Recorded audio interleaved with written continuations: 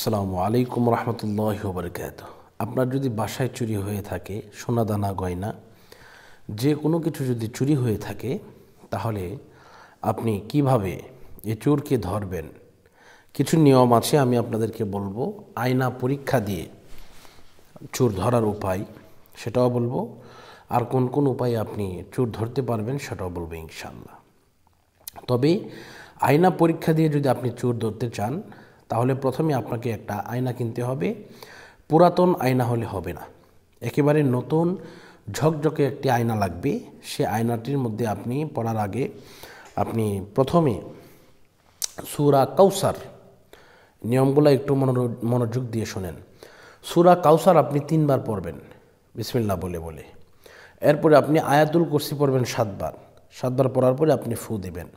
আপনি এইভাবে ফু দেওয়ার পরে ইনশাআল্লাহ আপনি একজন তুলারাশি ছোট বাচ্চা বা আপনার যেগুলো নাবালেগ বাচ্চা, বালেগ হয় না, তাদেরকে দিয়ে ইনশাআল্লাহ আপনি এভাবে চোর শনাক্ত করতে পারবেন।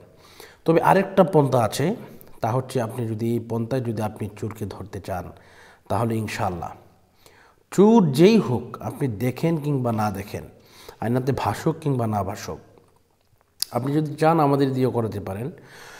তবে এটা একা করা যায় না, ফ্যামিলি মেম্বারের বেশি লোক থাকলে আপনি করতে পারবেন। আর যদি ফ্যামিলিতে লোক বেশি না থাকে, কম থাকে, তাহলে আপনি ইনশাল্লাহ আমাদেরকে বললে আমরা ইনশাল্লাহ এটা করে দিতে পারবো। নিয়মটা একটু বলি, আপনারা শোনেন। প্রথমত আপনাকে যে কাজটা করতে হবে, বিসমিল্লাহ সহ সূরা ফাতিহা একবার, বিসমিল্লাহ সহ সূরা ইখলাস 3 বার, কয়েকবার দুরূদ শরীফ পাঠ করার পরে আপনি লা ইলাহা ইল্লা আনতা সুবহানাকা ইন্নী কুনতু মিনাজ জালিমিন, এটা আমরা 100 ছাত্র দিয়ে 1,30,000 বার পড়তে 2.5 থেকে 3 ঘন্টা সময় লাগে। তো এটা এইভাবে পড়বেন। পড়ার পরে প্রতি 100 বার পর পর আপনাকে পড়তে হবে ফাস্তাজাবনা লাহু ওয়া নাজাইনাহু মিনাল গাম্মি ওয়া কাযালিকা নুনজিল মুমিনিন। এভাবে আপনি এই দোয়াটা ইনশাআল্লাহ পড়বেন।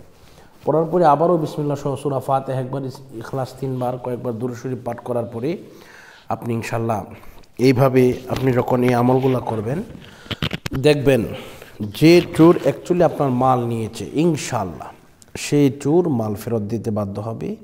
যদি না দেয় 3 দিনের ভিতরে আপনার মাল ফেরত পাবেন, যদি না দেয় তার গলা দিয়ে নাক দিয়ে রক্ত বের হবে ইনশাআল্লাহ। এজন্য এটি একটি মানে প্রকাশিত একটি আমল। এই আমল করার মাধ্যমে আলহামদুলিল্লাহ সকলেই তাদের মাল ফেরত পেয়েছেন। আলহামদুলিল্লাহ আমাদের মাধ্যমে পড়িয়েও অনেকেই মাল ফেরত পেয়েছেন।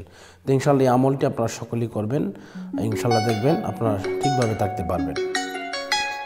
আজকের মতো এই পর্যন্ত বিদায় নিচ্ছি। আসসালামু আলাইকুম।